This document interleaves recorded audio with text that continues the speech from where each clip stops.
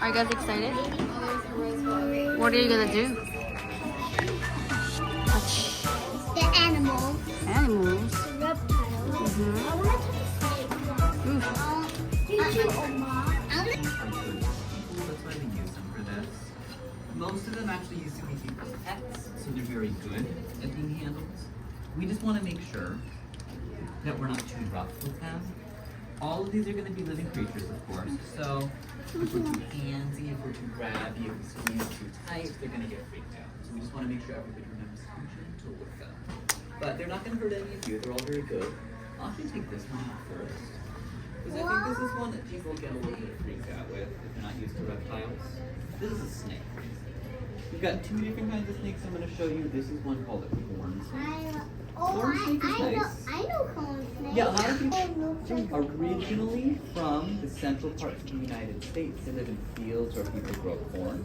Nowadays, you find them all over the world in pet stores at people's houses. Why don't you give this one just a little pet first? Since this is our first one, I'm just going to have everybody give this a little pet. And what you're going to feel, it's going to have these scales all over its body. All reptiles are going to have scales. It's one of the things that makes them reptiles. But you're also going to feel this one's a little bit soft. Just now these snakes have got a little bit of weight to them because muscle's a little bit heavy. Don't touch But the you head. wanna Don't squeeze. touch the head. Don't What you touch the wanna head, do, Junior. You just want to keep your hand right there. Yeah. So just no. Open it. Yeah. See what you're doing. This is a thing a lot of people do when they handle a snake. It's a really common beginner's mistake. They try to squeeze the snake. You never want to squeeze a snake's body because that's actually going to scare the snake. Snakes like to feel free to move around uninhibited. So trying to grab a snake to hold it in place is actually they're local. That means these are from around here. Rosy Boas are from Southern California. So these are found up and down the Gulf Coast, so from around here down to Mexico. And if you see one of these, you're actually very, very safe. Rosy Boas are one of the calmest kinds of fish. The musk of the snake is gross. Other animals aren't going to want to eat it. But it's also very sticky. So you would smell like that for a couple of days at least if you got musk done. Fortunately, these are very common pet snake, especially around here. These can live up to like 40 years, which is pretty old for a smaller snake like this. Usually you'd expect in the 20s.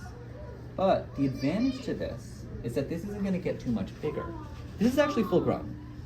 So it's about like 10-ish. Yeah, so it's about 10-ish years old, but if it gets to 40, it's not going to be any bigger than this. I've seen a 37-year-old one that somebody actually, one's back, that somebody donated. It was actually smaller than this.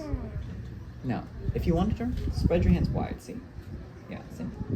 That's always a trick with the snake. You want it to stretch long. Oh, careful. See, that's why I said wide. Right there, see? Now, I'm not super worried about this one because she's a calmer one. Like I said, she's not going to get too upset. But you just got to make sure that you give her the support she wants. All right? So I'll take her back.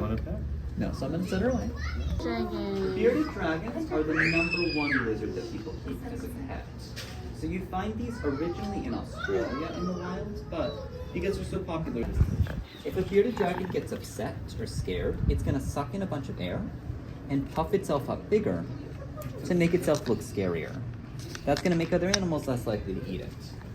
The other thing he might do, if he fell, he would actually still get pretty hurt because if his shell cracks, that could actually be really bad for him.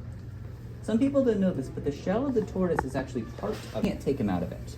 Turtles will go inside of their shells when they're scared, but if you try to pull them out of it, you're just going to rip off a part of their body.